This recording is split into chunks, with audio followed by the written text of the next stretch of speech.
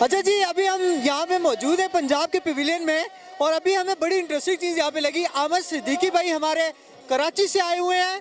कराची से आके यहाँ पे पंजाब के पवेलियन में बैठ के पंजाब की सकाफत को उजागर भी कर रहे हैं। डेफिनेटली यहाँ पे बिजनेस भी कर रहे हैं, लेकिन पंजाब की सकाफत पे काम कर रहे हैं। ज़रा मुझे इंटरेस्टिंग चीज़ लगी, हम इन्हीं की ज़ुबानी सुनेंगे कि कराची से आके एक सिंधी शहरी यहाँ पे पंजाब की सकाफत 9 कराची कंपनी अलजन्नत पे जो है ना मैं स्टॉल लगाता हूँ, अलजन्नत के से थोड़ा सा आगे। तो अल्हम्दुलिल्लाह ये काम मैं कर रहा हूँ काफ़ी वक्त से, तो अल्लाह का शुक्र है, लोग अप्रिशिएट करते हैं। अच्छा जी, जैसा कि हम सब जानते हैं कि पंजाब एक ऐसा सूबा है जो पूरे पाकिस्तान को जोड़ता है और हमारे चारों सूबों को आपस में मिलाता है, और इसी तरह पंजाब की सकाफत भी एक ऐसी है जो तमाम सूबों की सकाफत को आपस में मिलाती है। तो हमारे साथ यहाँ पे केपीके के पश्तून भाई मौजूद हैं। हम इनसे जानेंगे कि इन्होंने पंजाब के पवेलियन में पंजाब की सकाफत में क्या कुछ नया देखा और क्या इनको पसंद आया। जी अस्सलाम वालेकुम। पहले तो आपको शुक्रिया अदा करता हूँ। क्या बताऊँ आपको हमारी सकाफत में क्या अच्छा लगा, क्या नई चीज़ आपने देखी? हमने तो इधर पंजाब में तो बहुत ही खूबसूरत चीज़ें देखी। इधर ये कोई ये सकाफती जो तस्वीरें और ये गुलदस्ते, ये कपड़े, हमने पहली बार लोगों को, पंजाबी लोगों को जो है ना पेंट शर्ट में खाली देखे। अभी इधर को जो असल कपड़े है ना उसको हमने देख लिया और बहुत पसंद आए थे।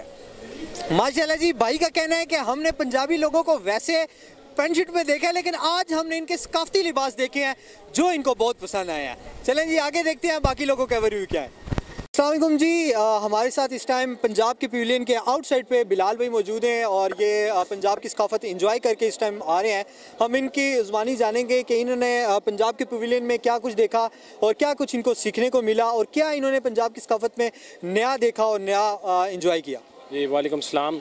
हाँ, बेसिकली ये पाकिस्तान में लोक विरसा का कल्चर जो है, सबसे बड़ी बात तो पहले मेरे यहाँ पे स्टॉल है और यहाँ पे जो है ना, मतलब काफ़ी लोगों को पता ही नहीं होता कि ये मेला लगा, क्योंकि शहर में एडवर्टाइजमेंट नहीं होती। तो एक ये चीज़ है जो इस मेले में कमी है कि शहर में एडवर्टाइजमेंट नहीं होती। और बाकी ये अच्छी चीज़ है कि मतलब जैसे कि दुबई में है तो वहाँ पे हर मुल्क का दिखाया गया कल्चर। यहाँ पे इस तरह पाकिस्तान में किया गया, गिलगित का, बलोचिस्तान का, केपीके का, पंजाब का, कश्मीर का। और ये है कि फ़लस्तीन के लिए भी आवाज़ उठाई गई है, जो कि मुझे बहुत अच्छी चीज़ लगी है। और डोनेशंस भी देखो, स्टूडेंट अपने हैंडमेड चीज़ें बेच रहे थे और 100% वो डोनेशंस जो थी उधर जा रही थी फ़लस्तीन के लिए।